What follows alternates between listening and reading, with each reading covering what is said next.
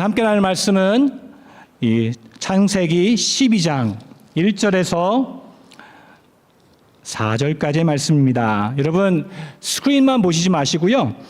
할 수 있으면 성경을 펴시고 함께 보시기 바랍니다. 여러분 제가 아시다시피 성경을 좀 많이 봐서 진짜 그 말씀이 성경 안에 있나? 제가 만들어내는 게 아닌가? 이런 걸 좀 보셔야 돼요. 그래서 눈으로 확인하시고 이렇게 말씀이 있구나라고 계속해서 함께 하시기 바랍니다. 좀 힘드신 분들은 스크린을 좀 봐셔도 괜찮습니다. 우리 함께 성경 봉독합니다. 함께 다 같이 읽어볼까요? 시작. 여호와께서 아브라함에게 이르시되 너는 너의 고향과 친척과 아버지의 집을 떠나 내가 내게 보여줄 땅으로 가라. 내가 너로 큰 민족을 이루고 내게 복을 주어 내 이름을 창대하게 하리니 너는 복이 될지라. 너를 축복하는 자에게는 내가 복을 내리고 너를 저주하는 자에게는 내가 저주하리니 땅의 모든 족속이 너로 말미암아 복을 얻을 것이라 하신지라. 이에 아브라함이 여호와의 말씀을 따라갔고 롯도 그와 함께 갔으며 아브라함이 하란을 떠날 때에 75세였더라. 아멘. 기도합니다. 하나님 아버지, 주의 말씀은 내 발의 등이요 내 길의 빛입니다. 성령으로 함께 하셔서 우리에게 말씀을 보게 하시고 깨닫게 하시며 그 말씀으로 하나님의 자비하심과 긍휼하심과 노하기를 더디하시며 인자와 진실이 많으신 하나님이심을 더욱더 알게 도와주시옵소서. 그리하여 하나님을 더욱더 믿으며 그 믿음 가운데 살게 도와주시옵소서.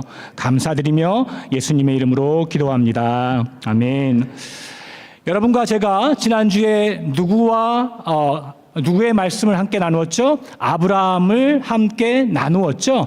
그래서 우리가 늘 생각하는 이 믿음의 조상 아브라함은 선천적으로 믿음이 좋았고 아브라함은 우리보다 다른 타고난 그 어떤 것이 있어서 이 믿음이 굉장히 뛰어나다고 우리는 지금까지 생각해 왔지만 우리가 함께 여호수아 24장 3절에 보았듯이 아브라함은 누구를 섬겼었다고요? 우상을 섬겼던 그런 자입니다. 그럼에도 불구하고 하나님께서 그에게 찾아오셔서 하나님의 영광이 그에게 나타나셔서 하나님이 누구신지를 보여주셔서 그는 어쩔 수 없이 굉장히 무서웠거나 아니면 그 영광이 너무나 놀라워서 그 갈대아 우르를 떠날 수밖에 없었습니다. 그러나 내 고향과 친척을 떠나라고 했음에도 불구하고 말씀드렸듯이 족장 시대였기 때문에 그 아브라함은 아버지도 그리고 사촌도 다 데리고 그렇게 갈대아 우르를 떠났습니다.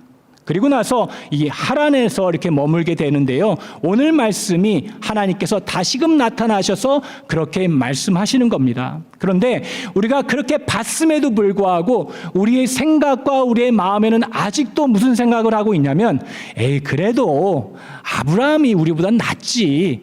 그래도 그 아브라함은 그 어떠한 잠재력이나 포텐셜이나 어떠한 파워나 어떠한 능력이나 어떠한 그 무엇이기 때문에 하나님께서 택하셔서 그를 믿음의 조상으로 만드셨겠지라고 우리는 그렇게 생각합니다. 아닌가요? 웃는 분들로 다 동의하십니다. 저도 예전에는 늘 그렇게 생각했어요. 그래도 아브라함 할아버지인데 믿음의 조상 아브라함인데 우리와 똑같을 리가 없어라고 그렇게 생각을 합니다. 그리고 또 왜 자꾸 저희는 그 생각을 하고 있냐면 우리의 죄성과 착각 때문입니다. 우리 안에 아직도 자리 잡고 있는 죄성 때문에 하나님을 인정하지 않으려고 하고 오히려 인간의 능력을 인정하려고 합니다. 하나님에 대한 지식이 아직도 연약하기에 하나님이 하나님 되심을 인정하지 않고 구원을 받는 것이나 믿는 것이나 또는 믿음을 자라게 하는 능력까지도 우리가 하나님 없이도 할 수 있다는 것을 놓지 않으려고 합니다.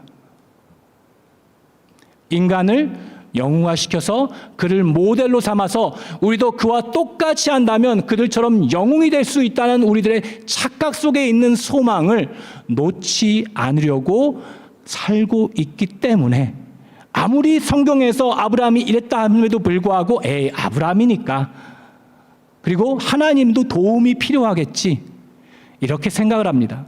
그래서 행위 구원에 대해서 사람들이 굉장히 말을 많이 하죠.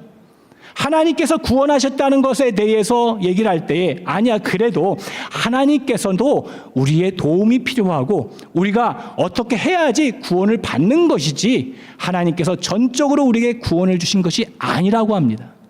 그래서 새 관점에 대해서도 얘기를 하고 행위로서 구원을 받는다고 그렇게 생각을 합니다. 오늘 이 말씀을 다시 보면서요, 하나님께서 어떻게 우상 숭배자였던 아브라함에게 하나님께서 누구시고 또한 그에게 믿음을 선물로 주시고 나타나셔서 하나님을 믿을 수 있고 또한 믿음의 조상이 되었는지 다시금 보도록 하겠습니다. 오늘 말씀을 보게 되면요, 하나님께서 축복을 하십니다. 내가 너로 큰 민족을 이루고 내게 복을 주어 내 이름을 창대하게 하리니 너는 복이 될지라. 너를 축복하는 자에게는 내가 복을 내리고 너를 저주하는 자에게는 내가 저주하리니 땅의 모든 족속이 너로 말미암아 복을 얻을 것이라 하신지라라고 합니다. 무슨 얘기입니까?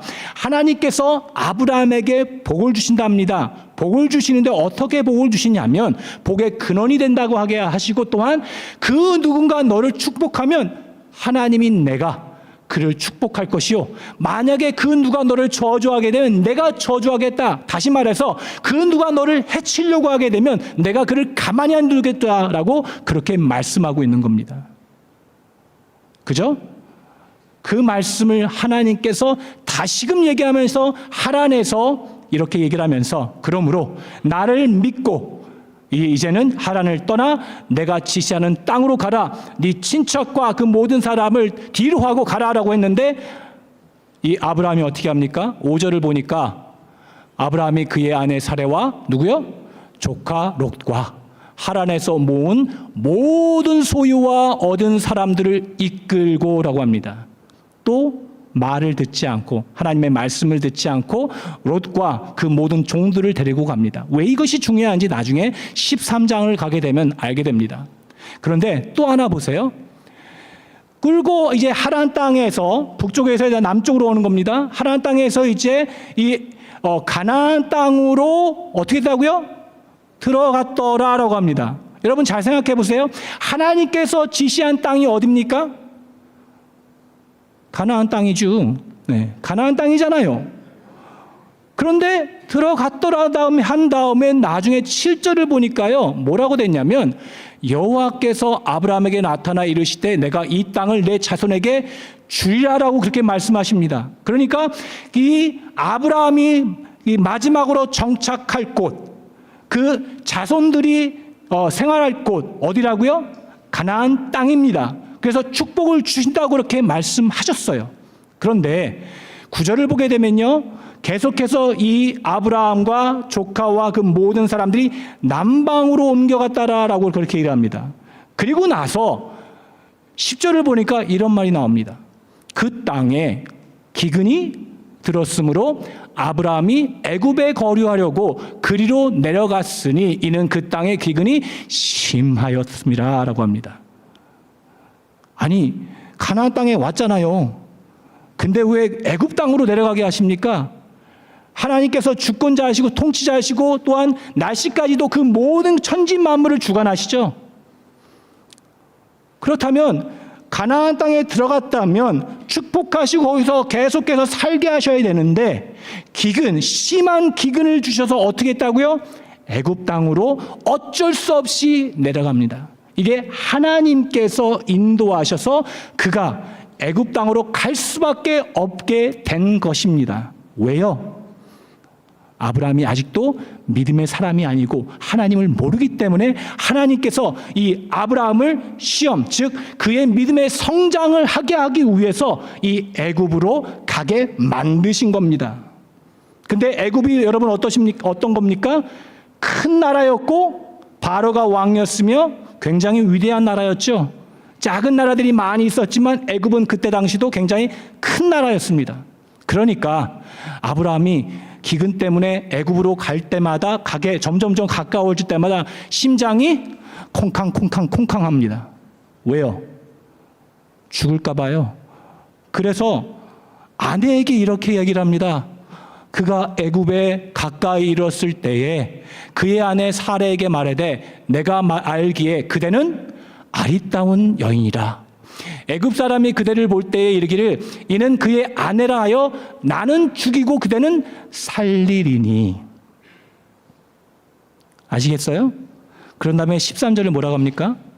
원하건대 그대는 나의 누이라 하라. 그러면 내가 그대로 말미암아 안전하고 내 목숨이 그대로 말미암아 보존되리라 하니라 라고 그렇게 얘기를 합니다.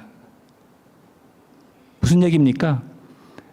하나님께서 축복하셨고 하나님께서 말씀하실 때 너를 축복하는 자는 내가 축복할 것이고 너를 해치는 자는 내가 어떻게 한다고요?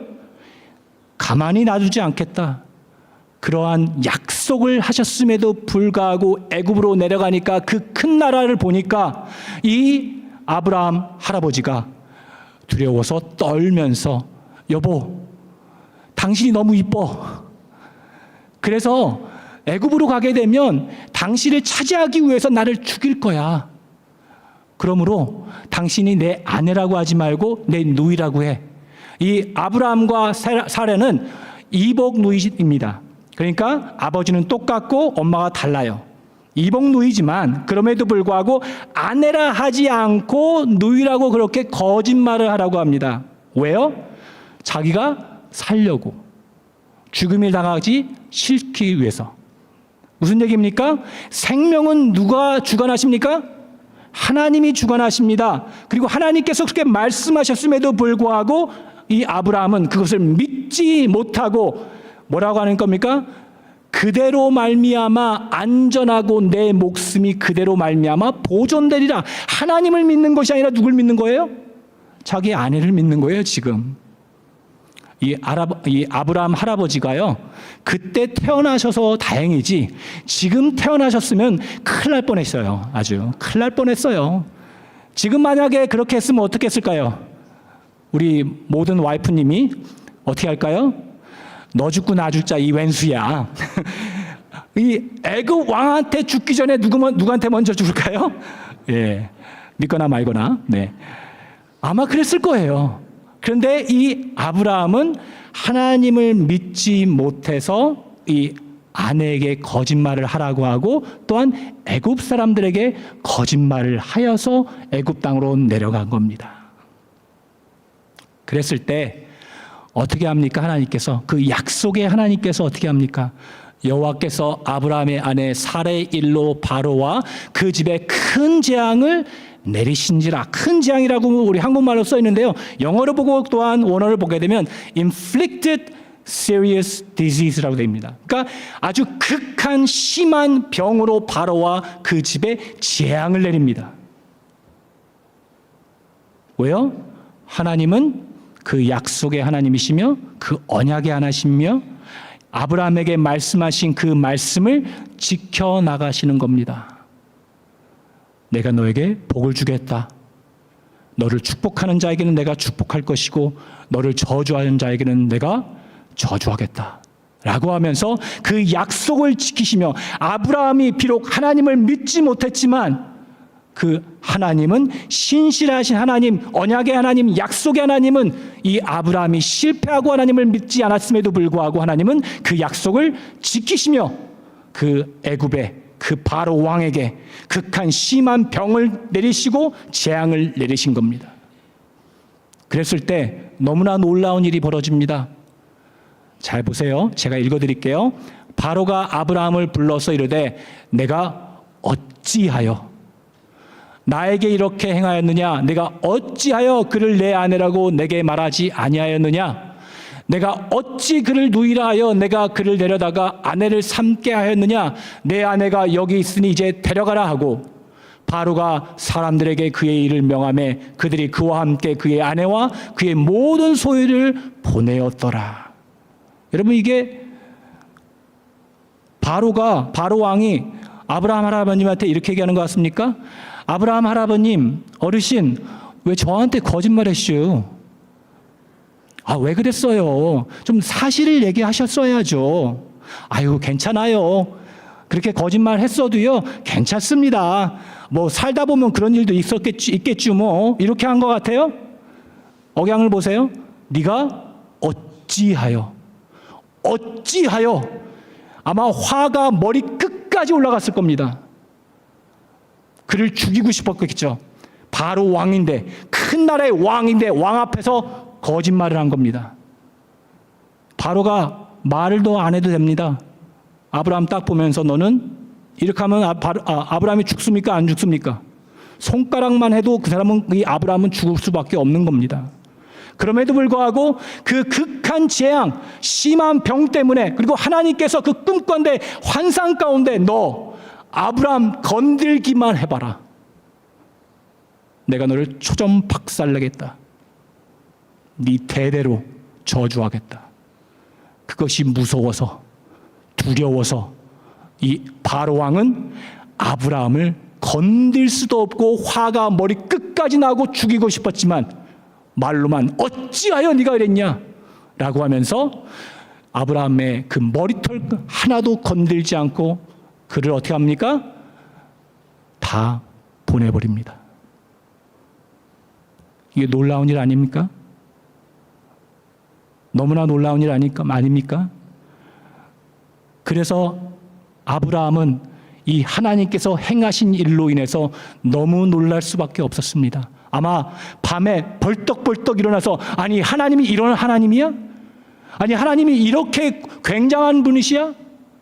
아니 그냥 음성으로만, 아니면 영광 중에 나타나셔서 말씀하시는 줄 알았더니, 아니 바로 앞에 가서 내가 거짓말을 했음에도 불구하고 하나님께서 나를 살리셨어? 그 사람이 끔찍도 못하네? 놀래서 아마 경악했을 겁니다. 하나님이 이러한 하나님이구나. 하나님이 이 약속의 하나님이구나. 이렇게 생각이 조금씩 들어가면서 믿음이 어떻게 하는 거예요? 자라나기 시작해서 하나님이 누구신지를 알게 되는 겁니다. 아브라함이 믿음이 세서요?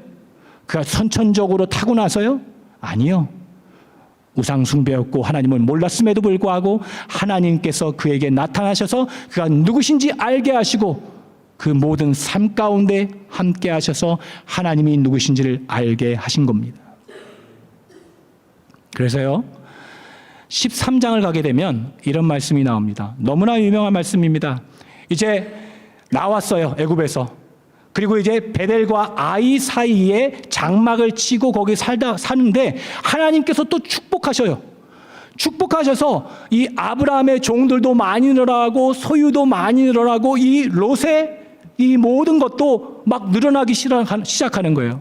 근데 문제가 뭐냐면 이 베델과 아이 사이에 장막 친 곳이 너무나 좁아서 어떻게 되는 겁니까? 성경을 나중에 보세요. 이 종들과 종들이 싸워요. 그래서 아브라함이 이러는 겁니다. 8절, 아브라함이 롯에게 이르되 우리는 한 친족이라 너나 나나 내 목자나 내 목자나 서로 다투게 하지 말자. 너무나 유명한 말씀 나오죠. 내 앞에 온 땅에 있지 아니하냐.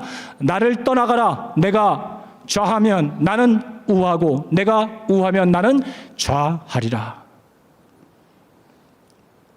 그때는 뭐라고 그랬습니까? 족장 시대라고 그랬죠. 한 명이라도 더 뭐라고 그랬죠. 그리고 하나님께서 어떻게 하셨습니까? 네 친족과 모든 사람을 떠나라고 그랬죠. 그것을 경험하고 나서 이제는 이 롯을 데리고 그 종들을 다 데리고 이렇게 품어야 되는데, 자기를 지켜야 되는데, 이제 어떻게 되는 겁니까? 그 애굽에서의 경험을 보고 나서 롯을 떠나 보내는 겁니다. 놀라운 사실입니다.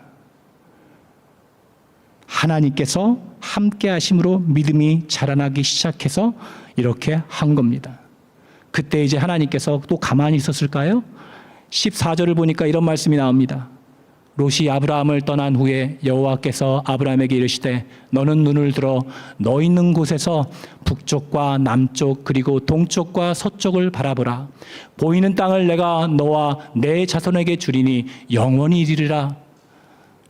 내가 내 자손의 땅에 티끌 같게 하리니 사람이 땅에 티끌을 능히 셀 수 있을진데 내 자손도 세리라. 너는 일어나 그 땅을 종과 횡으로 두루 다녀보라. 내가 그것을 내게 주리라. 한밤중에 하나님께서 아브라함을 부르시고 그에게 또 축복합니다. 사방을 보아라. 네 자손 또한 이렇게 이 땅에 거할 것이며 셀 수 없이 될 것이다. 모래와 같이 될 것이다. 라면서 하나님께서 축복하십니다. 내가 너와 함께하리라. 너를 지키리라. 너를 보호하리라. 네가 가는 곳에 내가 함께하겠다라고 하면서 하나님께서 축복하시고 축복하신 겁니다. 그랬을 때 14장을 보게 되면요, 놀라운 일이 일어납니다. 14장을 보면은 8왕이 12년 동안 엘라만 그돌라오멜을 섬기다가 4왕이 배신하게 됩니다. 그래서 5왕과 4왕이 싸움이 납니다. 그러다가 4왕이 소돔과 고모라를 쳐서 모든 재물과 양식을 빼앗아가고 롯도 사로잡습니다. 롯이 누구예요? 아브라함의 사촌이죠. 그것을 보고 나서 어떻게 하는 건지 아십니까? 보게 되면 14절을 보게 되면 아브라함이 그의 조카가 사로잡혀 있음을 듣고 집에서 길리고 훈련된 자 318명을 거느리고 당까지 쫓아가서 그와 그의 가신들이 나뉘어 밤에 그들을 부수고 다메섹 왼편 호박까지 쫓아가 모든 빼앗겼던 재물과 자기의 조카 롯과 그의 재물과 또 부녀와 친척을 다 찾아왔더라. 이 말씀이 여러분 왜 놀라운지 아십니까? 방금 뭐라고 그랬죠? 4왕이 5왕과 싸가지고 이겼다 그랬죠? 4왕이라는 것은 뭡니까? 내 나라죠. 그러므로 군대들이 있을 것이고 아마 어마무시했을 겁니다. 뭐 지금처럼 그렇게 무섭게는 하지 않겠지만, 그런데 몇 명이요? 아브라함이 집에서 훈련시킨 사람 몇 명이요? 318명. 바위를 개나루로 치르고 깨부시는 거랑 같다고 그렇게 하는 거죠. 318명 집에서 훈련하고 그리고 또한 이 길리고 한 사람 생각해 보세요. 그 사람들이 정말 전문적으로 싸웠을까요? 그 4왕 군인들하고 상대했었을 때에 여러분 그들이 정말로 잘 싸웠을까요? 더 무슨 기동대며 특권대며 무슨 이 네이비 실이며 아주 굉장한 사람들을 318명이었을까요? 아니요. 제 생각에는 오합지졸이라고 생각해요. 그 군대들에 비하면. 그런데 318명이 그들과 싸울 때 어떻게 되는 겁니까? 칼을 뽑아서 아니면 낫을 뽑아서 이 농사를 짓던 그 창을 뽑아서 탕탕 하는데 어떻게 되는 겁니까? 그냥 제가 상상하는 겁니까? 상상하는 겁니다. 상대방하고 칼이 이렇게 부딪히면은 이 사람이 날아가 버려요. 막 쫓아가는데도 이 사람들이 넘어지고 쓰러지고 막 자기들이 창끼리 또 싸워요. 자기들끼리 죽여요. 그게 사무엘상에서 다 나오는 거잖아요. 그 사사기도 그렇고.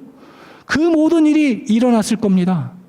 318명이 너무나 뛰어나선 것이 아니라 하나님께서 이 아브라함과 함께 하셔서 그들을 붙드셔서 그 318명으로만으로도 이 사왕의 군대들을 쳐 부신 겁니다. 그래서 여러분 이것을 볼 때 우리가 너무나 대단하다고 생각합니다. 그런데 대단한 것은 아브라함입니까? 아니요. 아브라함을 믿음의 조상으로 만들어 가신 하나님이 대단하신 겁니다. 하나님께서 약속을 지키시고 하나님께서 그 신실하게 함께 하셔서 아브라함이 우상 가운데 하나님을 모르고 하나님께로 나아가는 그런 원하는 마음도 그리고 바라는 마음도 없었음에도 불구하고 하나님께서 친히 찾아와 주시고 하나님이 누구신지를 알게 하시며 하나님께서 함께 하신다는 것을 축복하셨으며 그의 삶 가운데 계속해서 계시하시고 역사하시고 함께 하시고 설득하시고 붙드시고 인도하셔서 하나님이 누구신지를 알게 되어서 믿음 가운데 나아갈 수 있게 된 겁니다. 여러분과 저도 똑같습니다. 그 얘기를 하려고 하나님께서 이 아브라함을 택하셔서 그렇게 저희들에게 말씀하시는 것이지, 아브라함을 보라, 너가 흉내도 못하는 사람이다. 아브라함을 보라, 이 사람은 정말 너네들과 진짜 선천적으로 틀리다.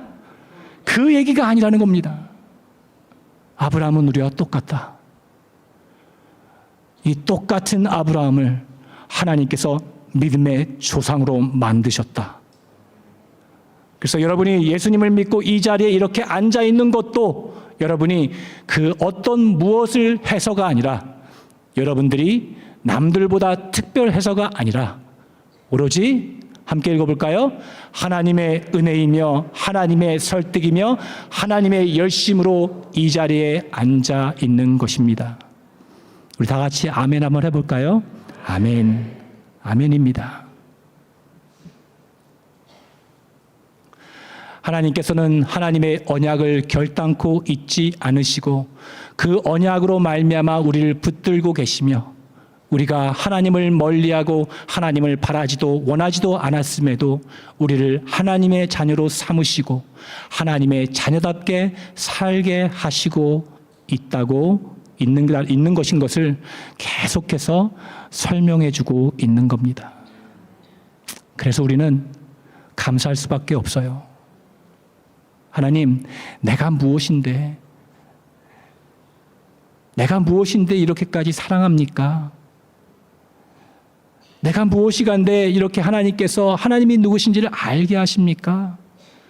저는 늘 도망다니고 늘 싫어하고 늘 하나님을 원하지도 않고 예수님을 믿는다고 하면서도 지금도 하나님을 섬기는 것이 이렇게 싫어하는데, 하나님, 왜 이렇게 나를 사랑하세요? 그것을 봐야 되는 겁니다. 여러분, 제가 목회자가 되기 싫어가지고 얼마나 도망다니는지 여러분 모르실 겁니다. 처음부터 선천적으로 영훈아 너는 목회자가 돼야 돼, 이게 아니에요. 저도요, 하나님이 싫어서, 하나님 목회자 되기 싫어서, 살기 싫어서 엄청나게 도망다녔고, 그리고 안 되기 위해서 그렇게 살았습니다. 그런데 하나님께서요, 사랑의 몽둥이로 저를 많이 때려주셔서 제가 어떻게 정신 차려서 보니까 신학교에 들어가 있더라고요. 제가 신학교에 들어간 것도 제가 목회자기를 간다고 부모님께 말씀드렸어요. 근데 저희 어머니가 평생에 저희 어머님한테 욕 한 번 들어본 적 없습니다. 막내기 때문에 제가 너무나 또 많이 사랑을 받고 살았어요.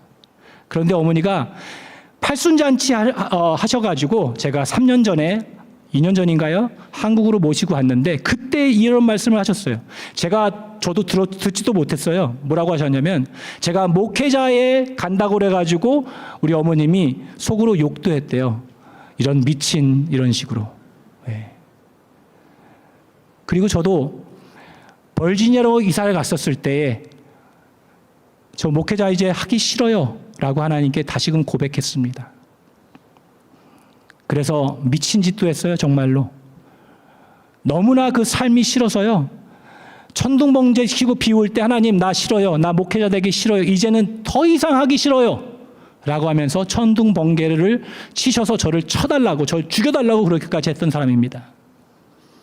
그런데 다시 하나님께서의 은혜를 주셔서 뭘 깨닫게 됐냐면요, 하나님, 어떤 목사님의 설교를 들으면서 저도 펑펑 울었습니다. 이런 빙신도, 그 목사님이 표현한 거예요. 이런 빙신도 써주시는 하나님의 은혜가 얼마나 큰지 놀랄 수밖에 없다는 겁니다. 그 말씀을 들을 때요, 하나님, 이 병신 같은 자가 어떻게 하나님의 말씀을 선포하고 삽니까? 엄청나게 회개하고 엄청나게 울고, 하나님 죄송합니다. 이렇게까지 하나님의 사랑을 받는데도 불구하고 아직도 정신 차리지 못하고 이렇게 살아갑니다. 아브라함의 모습을 보고요, 우리의 모습을 보면 똑같습니다. 하나님께서 우리에게 축복하시고 인도하시고 역사하심에도 불구하고 우리는 어떻게 합니까? 이 세상이 좋습니다. 하나님 아니요. 하나님이 하지 않을래요. 하나님이 하다 보면 너무 힘들어요. 라고 하면서 늘 도망치고 사양하고 합니다. 그런데 나중에 알고 보면 어떻게 됩니까? 하나님의 일을 하며 하나님을 섬기며 내 이웃을 내 몸과 같이 살아가는 것이 그것이 얼마나 축복이고 그리고 또한 하나님의 일꾼으로 살아간다는 것이 얼마나 축복이고 은혜인지 나의 부족함과 연약함과 그렇게 하나님으로부터 도망가고 또 도망가고 아주 전력을 다해서 이쪽으로 돌아가지만 하나님께서 우리를 끝까지 붙드셔서 하나님의 은혜로 긍휼로 살아갈 수 있도록 이 길로 인도하신다는 것이 너무나 큰 은혜입니다. 그래서 여러분과 저는 하나님께서 아브라함에게 주신 축복이 그 아브라함에게 주신 축복뿐만 아니라 동일하게 똑같은 축복이며 하나님께서 여러분과 저를 우리 자녀들에게 많은 사람들에게 똑같이 믿음의 조상으로 만들어가고 계시는 겁니다. 우리에게 하나님이 누구신지를 알게 하셨을 뿐만 아니라 또한 알게 하셨을 뿐만 아니라 우리가 하나님이 더욱더 우리를 위한 그 마음이 지금도 그 열심으로 설득으로 우리와 함께 하셔서 우리가 하나님의 믿음의 사람으로 살 수 있도록 지금도 일하시고 계시고요. 지금도 성령을 통해서 탄식해서 기도하고 계시며 우리를 붙들고 계셔서 우리가 하나님의 사람으로 살아갈 수 있도록 인도하신다는 겁니다. 그것을 볼 때 우리는 감사할 수밖에 없습니다. 나 같은 존재가 하나님의 사랑을 받고 있다는 것이 너무나 크나큰 은혜이며 하나님의 긍휼입니다. 독생자 예수까지도 저희들에게 보내주셔서 그 사랑을 하셨고 성령까지 보내주셔서 그 사랑을 확증시켜 주셨습니다. 예전에 그렇게 하신 것이 아니라 예전에도 하셨고 지금도 하셨고 영원토록 우리를 사랑하셔서 그 사랑을 그 누구에서도 끊을 수 없다고 말씀하십니다. 그 사랑을 여러분과 저는 받고 있으며 그 사랑으로 말미암아 오늘도 살고 있으며 우리가 예수님을 닮아갈 수 있는 그 영광의 자리로 나아가고 있다는 것입니다. 그 축복을 여러분 누리시고 이제는 더욱더 하나님의 사람으로 믿음의 사람으로 믿음의 조상으로 살아가시는 여러분과 제가 되기를 간절히 축원합니다. 기도하겠습니다. 하나님 아버지 감사합니다. 하나님의 언약을 신실히 지키시고 저희의 하나님이 되시고 저희가 하나님의 백성 하나님의 자녀되게 하시니 감사합니다. 오늘 말씀을 통해 우리를 향한 하나님의 사랑과 열심과 설득과 긍휼을 알게 하셔서 저희들 또한 하나님의 성품과 인품을 닮아 살아가게 도와주시옵소서. 우리를 너무나도 사랑하시고 끝까지 사랑하시는 하나님께 감사를 드리며 예수님의 이름으로 기도합니다. 아멘.